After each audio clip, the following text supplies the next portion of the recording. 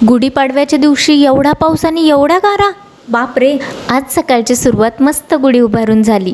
त्यात पण गुढीला कशी क्रिएटिव्हली मला साडी घालता येईल तेच मी बघत होती. अगोदर मी रांगोळी काढून घेतली, पण गुढी उभारायला उशीर व्हायला नको म्हणून आधी गुढीच उभारून घेतली. गुढी उभारण्यासाठी लागणारं साहित्य म्हणजे तिला सुंदर अशी साडी, त्यानंतर लिंबाची पानं, साखरेची गाठ, तांब्याचा कलश आणि त्यावर कुंकवाची 5 बोटं, थोडीशी फुलं किंवा फुलांचा हार आणि सर्वात महत्त्वाचं म्हणजे बांबू किंवा टोकर. आमच्या घरची गुढी उभारायला या चिमुकल्याचा पण हात आहे बरं, कारण सर्वात महत्त्वाचं फुल तर त्यानेच लावलं. नंतर आम्ही सर्वांनी गुढीची पूजा करून घेतली, तिला हळदी कुंकू लावलं, दर्शन घेऊन गुढी उभारली. गुढी का उभारली जाते तुम्हालाही प्रश्न पडला असेल ना. तर गुढी विजय, समृद्धी आणि नववर्षाची सुरुवात दर्शवण्यासाठी उभारली जाते आणि प्रार्थना केली जाते की घरात सुख समृद्धी येऊ. नंतर मी रांगोळीचं थोडंसं काम बाकी राहिलेलं होतं ते पूर्ण करून घेतलं. तुम्हाला मी काढलेली रांगोळी कशी वाटली हे मला कमेंट करून सांगा आणि आवडले असेल तर व्हिडिओला लाईक करा आणि रील बघत असाल तर फॉलो करा. दुपारचे 12 वाजल्यानंतर गुढीला पुरीचा